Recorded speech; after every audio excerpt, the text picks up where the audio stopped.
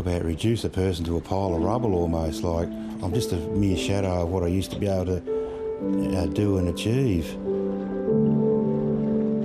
Life is on hold for 50-year-old Craig Ayers.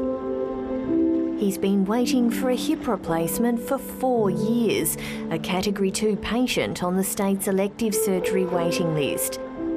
The recommended wait is 90 days. I am really getting more and more desperate now than ever before. It's getting to the point where it's just becoming borderline and becoming unbearable. Mr Ayers hasn't been able to work in over 2 years. He was booked in for surgery last July, but eczema on his ankle meant it had to be postponed. He's still waiting on a new date and says his mental health is at an all-time low. I've had dark thoughts about, just want to get out of here. I've just had enough, but I know deep down I'm stronger than that. Mr Ayers is not alone. I have contemplated suicide more than once when the pain has been extreme. I've not had a night's sleep in, I would think, at least 4 months. Justin Harding is confined to a wheelchair, unable to stand or walk, waiting for a knee replacement. His orthopaedic surgeon delivered this grim message a few months ago. There simply wasn't the resources to do the surgeries, and that for hip and knee replacements, there would be a 500 to 600 day waiting period. So that actually was shattering because I'm housebound in continuous pain. The latest data from the Health Service shows there's over 12,000 Tasmanians on the elective surgery waiting list, up by almost 1,000 on the year before. There's nearly 4,500 people waiting for semi-urgent surgeries like hip and knee replacements. The average waiting time for a hip replacement is 286 days and 462 days for a knee replacement. COVID-19 contributed.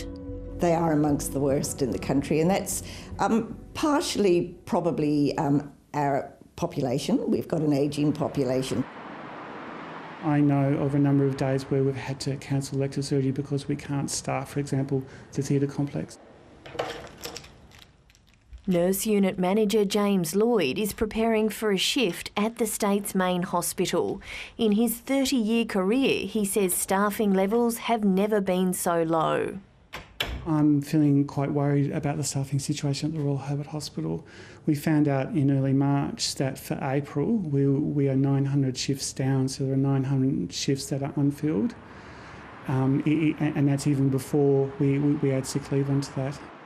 Our emergency department is on escalation level 4 pretty much all the time and has been for weeks now. So it's become the new normal. The reverberations of that go right through the hospital.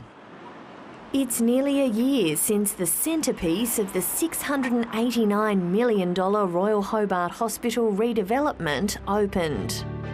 K-Block is one of Tasmania's most important developments. It's a big investment, but an important one to build better care for every Tasmanian, with increased bed capacity. When K-Block was built and opened, some of the messages coming from the government was, this was going to solve all the problems, and we were promised 250 new beds. There's nothing like 250 extra beds. While medical professionals are grateful for this state-of-the-art new building, they say it hasn't addressed the hospital's long-term challenges like capacity and bed block within the intensive care unit and the emergency department. And now K-Block's finished, there's little talk of progressing other stages of the redevelopment. We've tried to find out whether there's a timeline for those other stages, and it's not available. The Liberal government insists it's invested a record amount in health and has stumped up extra cash to clear the elective surgery backlog caused by COVID-19. Those languishing on the waiting list are hoping for more action this election. I would be looking for a strong commitment from both parties for a properly funded health system where there are not ambulances backed up. They should start investing a little more money into our health, really, instead of spending money on other things. And because recipients like myself, we seem to come off second best.